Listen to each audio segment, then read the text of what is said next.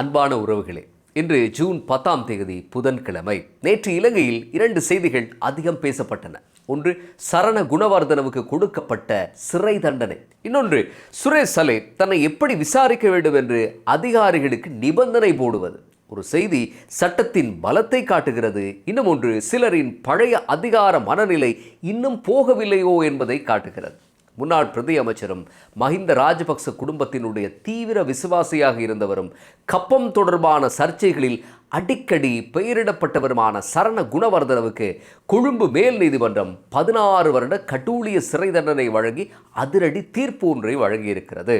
சரண குணவர்தனவுக்கு 4 ஆண்டுகள் சிறை தண்டனை வழங்கப்பட்டதாகவே ஊடகங்கள் ஆரம்பத்தில் செய்திகளை வழங்கியிருந்தன. பின்னர் அந்த தவறு சரி செய்யப்பட்டு 16 வருட கால சிறைவாசம் என்று அறிவிக்கப்பட்டது.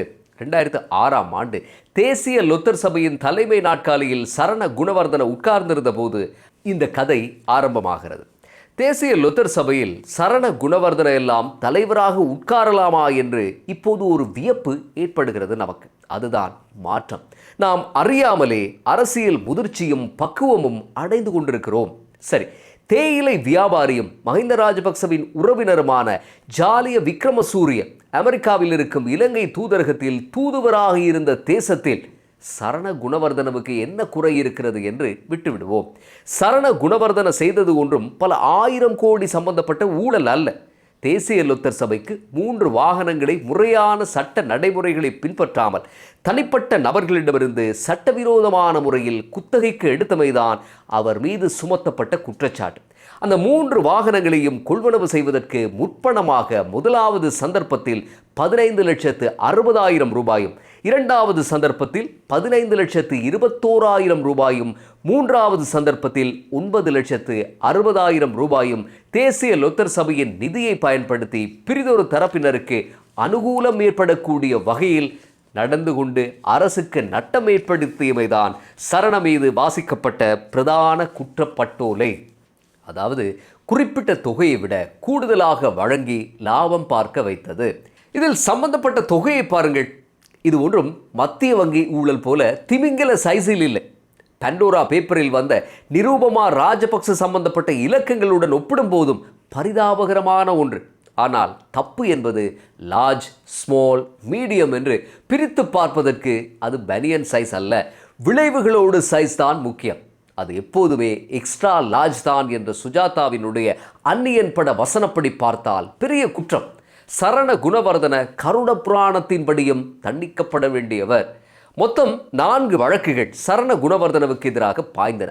முதலாவது வழக்கில் 6 குற்றச்சாட்டுகள், இரண்டாவது வழக்கிலும் 6 குற்றச்சாட்டுகள், மூன்றாவது வழக்கில் 4 குற்றச்சாட்டுகள், நான்காவது வழக்கில் 2 குற்றச்சாட்டுகள் என்று ஆக மொத்தம் 20 குற்றச்சாட்டுகள் சரணவுக்கு எதிராக தொடுக்கப்பட்டிருந்தன. அதில் 2இல் மட்டும்தான் சரணவுக்கு சலுகை கிடைத்தது.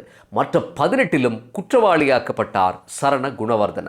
நிரூபணமான குற்றச்சாட்டுகளுக்கு தனித்தனியாக தண்டனை வழங்காமல் வழக்கு வாரியாக தண்டனை வழங்கப்பட்டது. அதாவது ஒவ்வொரு வழக்குக்கும் தலா 4 ஆண்டுகள் வீதம், மொத்தம் 16. பொதுவாக நீதிபதி குற்றவாளி யார் என்று அறிவித்த பிறகு குற்றவாளியினுடைய சட்டத்தரணியிடம் கருத்து கேட்பார். அதேபோல் நேற்றைய தினம் சரண குணவர்தனவின் சட்டத்தரணி ரஞ்சன் சில்வாவிடமும் கருத்து கேட்கப்பட்டது. அதற்கு அவர் சரண குணவர்தனவுக்கு 62 வயதாகுவதாகவும் இனிமேல் அரசியலே செய்ய மாட்டார் என்றும் வர்த்தகம் செய்து பிழைத்துக் கொள்வார் என்றும் சொன்னார். சரண குணவர்தன ஒரு நாளைக்கு 3 இன்சுலின் ஊசிகளை ஏற்றிக்கொள்ளும் சர்க்கரை நோயாளி என்றும் ஏற்கனவே இதய அறுவை சிகிச்சை செய்தவர் என்றும் நீண்ட கால சிறைவாசத்துக்கு அவரது உடம்பு தாங்காது என்றும் அதனால் குறைந்தபட்ச தண்டனை ஒன்றை வழங்குமாறும் கேட்டுக்கொண்டார். ஆனால் இதன்போது குறுக்கிட்ட லஞ்ச ஊழல் ஆணைக்குழுவினுடைய உதவி பணிப்பாளர் அசித் ஆண்டனி இது ஒரு ஊழல் என்றும் அரச நிறுவனங்களில் பணியாற்றும் அரச அதிகாரிகள் மேற்கொள்ளும் இந்த மாதிரியான ஊழல் நடவடிக்கைகள் அண்மை காலத்தில் நாட்டில் ஏற்பட்ட பொருளாதார வங்குரோத்துக்கும் ஒரு காரணமாக அமைந்ததாகவும் இதனால் மக்கள் எரிவாயு வரிசைகளிலும் எரிபொருள் வரிசைகளிலும் நிற்க வேண்டி ஏற்பட்டதாகவும் பொதுமக்கள் பணத்தை பொறுப்பில் வைத்திருக்கக்கூடிய அரச அதிகாரிகள் பொது பணத்தை பாதுகாக்க கடமைப்பட்டுள்ளதாகவும் நீண்ட விளக்கம் ஒன்றை சொன்னார். கடைசியாக மேல் நீதிமன்ற நீதிபதி முகமது மிஹால் அரச நிறுவனங்களில் பணியாற்றும் அரச ஊழியர்கள் மேற்கொள்ளும் ஊழல்கள் நாட்டின் பொருளாதார வீழ்ச்சிக்கு காரணமாக அமைவதாகவும், ஆகவே சரண குணவர்தனவுக்கான தண்டனையை குறைக்க முடியாது என்றும், குற்றம் சாட்டப்பட்டவருக்கு எதிராக உள்ள குற்றத்தின் தன்மையை கருத்தில் கொண்டு அரச நிறுவனங்களில் இடம்பெறும் ஊழல் நடவடிக்கைகளுக்கு எதிராக முன்மாதிரியாக அமையும் வகையில் தண்டனை ஒன்றை வழங்குவதே நீதிமன்றத்தின் தீர்மானம் என்று அறிவித்துவிட்டு சரண குணவர்தனவுக்கு 16 ஆண்டுகால கட்டூழிய சிறை தண்டனையை அறிவித்தார் நீதிபதி. சரண குணவர்தனவுக்கு எதிரான இந்த வழக்கு தமது ஆட்சி காலத்தில் போடப்பட்ட ஒன்று என்று மார்த்தட்டி கொண்டார் பாராளுமன்ற உறுப்பினர் அஜித் பி பெரேரா. ஆம், அதே போல சிவில் அமைப்புகளும் தனிப்பட்ட நபர்களும் வரிசையாக நின்று போட்ட வழக்குகளுக்கெல்லாம் என்ன ஆனது என்றும் அஜித் பெரேரா சொல்லி இருக்க வேண்டும். யாருக்காவது அல்லது இவருக்காவது தண்டனை என்ற ஒன்று வழங்கப்பட்டதா என்று கேட்டால் அதற்கு பதில் சொல்லாமல் நாம் போட்ட வழக்கு என்பார்கள். இவர்கள் வழக்கு போட்ட லட்சணத்தால் கடைசியில் பல வழக்குகள் நீதிமன்றத்தில் நிற்கவே இல்லை. தொழில்நுட்ப குறைபாடுகளால் ஏகப்பட்ட வழக்குகள் சொதப்பலில் முடிந்தன.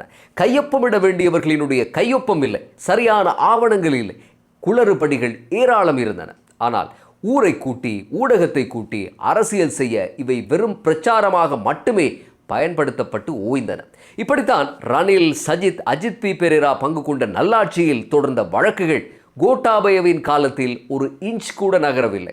இதே சரண குணவர்தன 2021ஆம் ஆண்டு சில வழக்குகளில் இருந்து விடுவிக்கப்பட்டிருந்தார். சரண குணவர்தனவுக்கு நேற்று வழங்கிய வழக்கு தீர்ப்புடன் எல்லாம் முடிந்து போய்விட்டனவா என்று கேட்டால் இல்லை. இன்னும் பல கப்பம் வழக்குகள் அப்படியே நிலுவையில் இருக்கின்றன. சரண குணவர்தனவுக்கு தீர்ப்பு வழங்கிய மேல் நீதிமன்றத்தை பற்றியும் கொஞ்சம் சொல்ல வேண்டும். அனுரகுமார திசாநாயக்க அரசு நிலுவையில் உள்ள முக்கிய வழக்குகளை துரிதமாக விசாரிக்க மேல் நீதிமன்றங்கள் சிலவற்றை அமைத்தது உங்களுக்கு நினைவில் இருக்கலாம். சில அமைச்சர்கள் பயன்படுத்திய உத்தியோகபூர்வ வாசஸ்தலங்கள் நீதிமன்றங்களாக்கப்பட்டன. சரண குணவர்தனவினுடைய தீர்ப்பு வழங்கப்பட்ட மேல் நீதிமன்றமும் அப்படியான ஒன்று. அனுர ஆட்சியில் அமைக்கப்பட்ட முதலாவது மேல் நீதிமன்றம் அது. தொடர்ச்சியாக வழக்கு விசாரணைகள் நடந்து ஓராண்டில் தீர்ப்பும் எழுதப்பட்டுவிட்டது. மேலும் 10-15 மேல் நீதிமன்றங்கள் அமைக்கப்பட்டால் மேலும் பலருக்கு சிறை கூடத்துக்கு ஒன்னரைவல் விசா வழங்கிவிடலாம். நாடும் ஆர்ப்பாட்டமான தகரடப்பா பிரைவேட் தனியார் பஸ் போல இல்லாமல் மெட்ரோ பஸ் போல அமைதியாக அழகாகிவிடும். அடுத்ததாக சுரேஷ் சாலே விவகாரம். சுரேஷ் சாலேவுக்கு சிஐடி பணிப்பாளர் ஷானி அபேசேகரவை பிடிக்கவில்லையாம். அவருக்கு கீழ் தான் விசாரிக்கப்படக்கூடாதாம். மேலும் தான் தடுத்து வைக்கப்பட்டிருக்கும் அறைக்கு பதிலாக வேறு ஒரு இடத்தில் வைக்கப்பட வேண்டும் என்றும் கட்டளை போட்டிருக்கிறார். இன்னமும் அரச புலனாய்வு பிரிவின் தலைவராக தான் இருப்பதாகவும் கோட்டாபய ராஜபக்ச ஜனாதிபதியாக இருப்பதாகவும் நினைத்து கொண்டு சுரேஷ் சாலே பேசுகிறாரா என்றுதான் புரியவில்லை. அப்படி தன்னுடைய கோரிக்கைக்கு இணங்கினால்தான் தேசிய மருத்துவமனையில் அனுமதிக்கப்பட்டிருக்கும் அவர் தன்னுடைய உண்ணாவிரதத்தை கைவிடுவார் என்று அறிவித்திருக்கிறார். எப்படி இருக்கிறது நிபந்தனை என்று பார்த்தீர்களா? சந்தேக நபர் தன்னை யார் விசாரிக்க வேண்டும் என்று தீர்மானிக்கும் யுகத்தில் நாம் வாழ்ந்து கொண்டிருக்கிறோம்.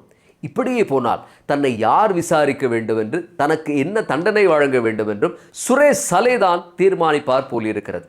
ஆசியாவின் ஆச்சரிய தேசத்தில் ஆச்சரியங்களுக்கு மட்டும் எந்த விதமான குறையும் இருக்காது. உண்மையில் இலங்கையில் இதுவரை PTA எனப்படும் பயங்கரவாத தடை சட்டத்தின் கீழ் கைதான கைதிகளில் சுரேஷ் சலே அளவுக்கு சூப்பர் லக்ஸரி கைதியாக யாருமே இருந்ததில்லை. Milk toffee, fried rice, fresh milk எல்லாம் வழங்கப்பட்டதாகவும் சுரேஷ் சலே ஒஸ்கார் நடிப்பை வெளிப்படுத்திக் கொண்டிருப்பதாகவும் பிரதி சொலிசிட்டர் ஜெனரல் திலீப் பீரிஸ் கோட்டை நீதிமன்றத்தில் சொல்லியிருந்தார். மேலும் சுரேஷ் சலேவின் உடல் நிலைமையெல்லாம் முறையாக பரிசீலிக்கப்பட்டதாகவும் அவரது சட்டத்தரணிகள் சொல்லும் அளவுக்கு நோய்கள் எதுவும் இருக்கவில்லை என்றும் சாடியிருந்தார் திலீப் பீரிஸ். உண்மையில் ஏனைய PTA கைதிகளுக்கு 7 ஜென்மத்திலும் கிடைக்காத வரப்பிரசாதங்கள் தான் சுரேஷ் சலேக்கு வழங்கப்பட்டிருக்கின்றன. பிப்ரவரி மாதம் 25ஆம் தேதி கைது செய்யப்பட்ட சுரேஷ் சலே முதல் 3 மாதங்களையும் எந்த ஒரு சிக்கலுமின்றி கழித்திருந்தார். ஆனால் இப்போது தன்னுடைய ஆஸ்தான குருஜி கோட்டாபய ராஜபக்சவுக்கு எதிராக வெளிநாட்டு பயணத்தடை வந்ததோ அப்போதிலிருந்து சுரேஷ் சலே தகராறு செய்து கொண்டிருக்கிறார். சோறும் முள்ளங்கியும் சாப்பிட முடியாது என்கிறார். ஆனால் சோறும் சம்பளம் தான் காலை நேர சாப்பாடாக வழங்கப்படுவதாக கூறுகிறார்கள் சிறைச்சாலைகளில் நாட்களை கழித்தவர்கள். சுரேஷ் சலே அப்படி என்றால் என்ன எதிர்பார்க்கிறார் என்றுதான் தெரியவில்லை. கலதாரியிலோ அல்லது ஹில்டனிலோ இருந்து 3 வேளையும் விதவிதமான சாப்பாடு வழங்க வேண்டும் என்று விரும்புகிறாரா என்றுதான் தெரியவில்லை. அறையில் எலி ஓடுகிறது என்கிறார். பாருங்கள், விதி சிரித்தது என்று இதற்குத்தான் சொல்வார்கள். சுரேஷ் சலே போன்றோரினுடைய நேரடி தலையீட்டின்படிதான் கோட்டாபய ஆட்சியில் சட்டத்தரணி ஹிஜாஸ் ஹிஸ்புல்லா கைது செய்யப்பட்டிருந்தார். அவர் கைதாகும் போது அவருடைய மனைவி கர்ப்பிணி வேர். இன்று ஹிஜாஸ் ஹிஸ்புல்லா 22 மாதங்கள் இருந்த சிறை கூடம்தான் சுரேஷ் சலேவுக்கு வழங்கப்பட்டிருக்கிறது. சுரேஷ் சலேவுக்கு அதில் இருக்க முடியாது என்றால் அவரை எங்கே போய் தங்க வைப்பது என்றுதான் தெரியவில்லை. புரூனே சுல்தானின் மாளிகையில் இருக்கும் ஒரு அறையை உருவாக்கி அதில் இத்தாலி கட்டிலும் இங்கிலாந்து மெத்தையும் போட்டு மைசூர் சந்தனத்தில் மாலை பொழுதில் நீராட பிரம்மாண்டமான சரிகை வேலைப்பாடுகளுடன் ஒரு குளியலறையும் அமைத்து இடைக்கிடை ஒட்டகப்பால் அல்வாவும் காஷ்மீர் ஆப்பிளும் கொடுக்க முடியும். எத்தனையோ அப்பாவிகள் பயங்கரவாத தடை சட்டத்தில் சிக்கி வெளியே வர முடியாமல் இருட்டறைகளுக்குள்ளே ஜீவனை விட்டிருக்கிறார்கள். அவர்களுக்கும் குடும்பங்கள் இருந்திருக்கும், குழந்தைகள் இருந்திருப்பார்கள். தன் நலத்தை விட மகனின் நலனையே பெரிதாக நினைக்கும் வயதான பெற்றோர்கள், இப்போதும் வாசலிலேயே காத்திருக்கும் மனைவி என்று வாழ்க்கையில் எத்தனை மகிழ்ச்சி நிறைந்த பொழுதுகள் இருந்திருக்கும்.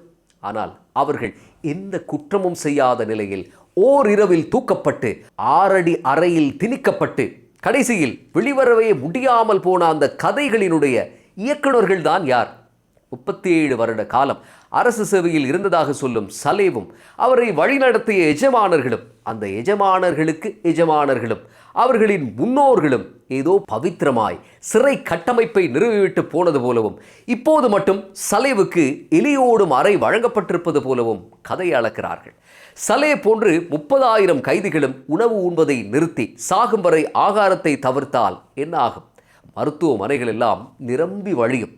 மருத்துவமனையில் இருக்கும் ஊழியர்களுக்கு வேறு வேலை எதையுமே செய்ய முடியாமலும் போய்விடும்.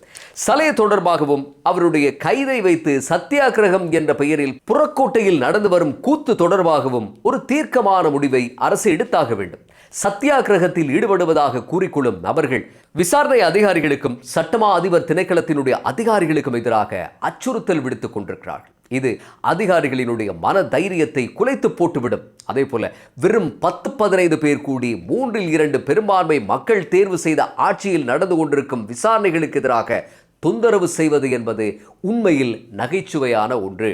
நேற்று இந்த கோஷ்டியினுடைய கூட்டம் நாமல் ராஜபக்ச ஞானசார தேரரின் வருகையோடு முழுமையடைந்ததா என்றால் இன்னும் இல்லை என்றுதான் சொல்ல வேண்டியிருக்கிறது. ஏனென்றால் எதிர்க்கட்சி தலைவர் சஜித் இன்னும் இந்த கூட்டத்துக்கு வரவில்லை. ஆனால் அவர் அண்மை காலமாக கோல்ஃபேஸில் சும்மா ஒரு கூட்டம் கூடினாலும் ஓடி போய் பார்த்துவிட்டு அங்கே கூட்டத்தில் இருப்பவர்களிடம் நான் இரத்தத்தில் கையொப்பமிட்டு தருவேன் என்றெல்லாம் உறுதிமொழிகளை அள்ளி வழங்கி உத்வேகம் கொடுக்கும் தலைவரை இன்னும் காணவில்லையே என்று இந்த கூட்டம் எதிர்பார்த்து நிற்கிறது.